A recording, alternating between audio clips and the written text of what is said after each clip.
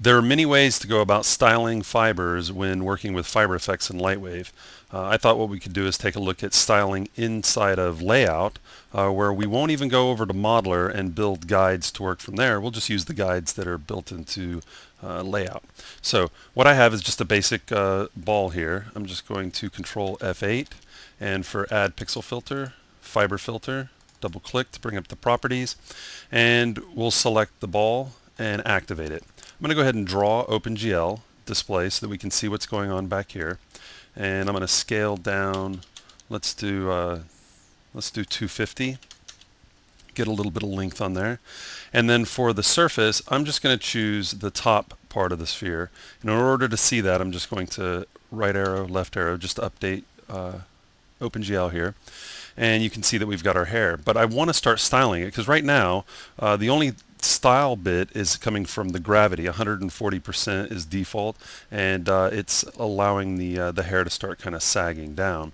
But there's really no combing going on. Now what I could do is go into the texture editor of various attributes here, and using procedurals, image maps, or gradients, or a mixture of all of those, I could go in and start styling, and that's one way to go about it. I could go over to Modeler, build 2-point poly guides, and use that to style. But what I'd rather do is come over here to the Edit Guides, and let me go ahead and just close this window, and we'll just slide this over here. So with this, we can actually start brushing and styling our hair right inside of LightWave. So these LightWave layout. So these guides right here were not generated in Modeler; they're actually generated here, and it's showing the basic direction that the hair is coming out of the surface. So with the default brush type of push, I can just left click and start combing the hair down if I'd like. Okay, you can change the brush radius. I usually like to size it up a little bit. I'm going to go 50 just so I can cover more area. But if you want to really refine a certain area, you might want to bring the brush radius down. You can also change the strength. 50% seems to be a pretty good strength to work with by default. But you can always increase or decrease the strength of the hair of the brush. So what I can also do is change my brush mode from radius, which of course is this right here. I can change it to global, and now when I click and drag, it's going to globally affect all of the hairs. Okay. I can also go and change it to surface hug, and whenever I'm brushing, it's going to attempt to hug the surface of the geometry, which is really good for combing down on short hair that's going to ride the surface. Okay, I'm going to change that back to radius, and for my brush type, I'm going to change from push to scale. And what I can do is left click and start growing some of that hair.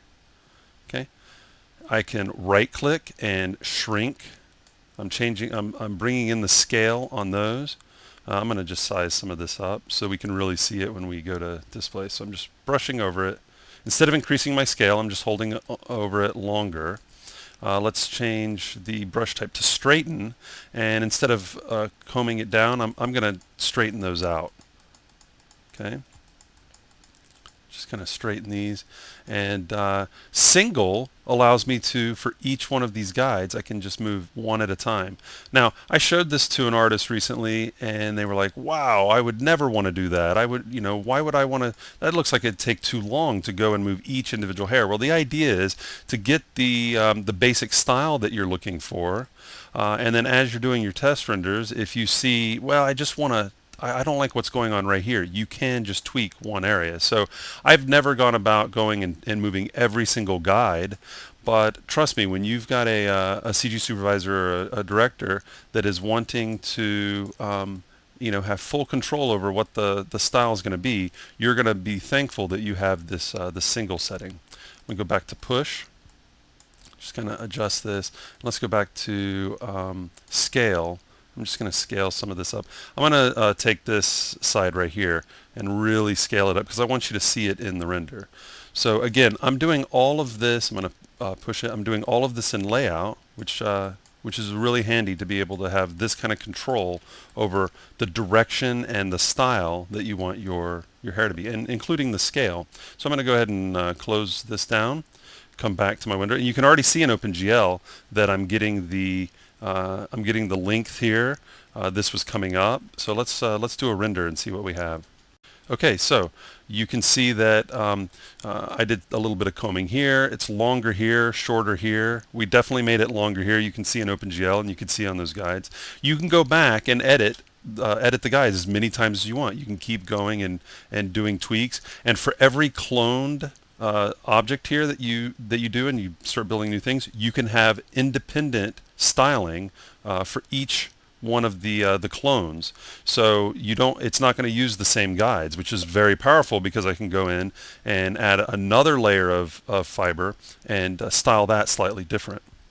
So again, this is just a quick look at using the edit guides inside of layout to have further control over the look of your fibers using FiberFX and LightWave.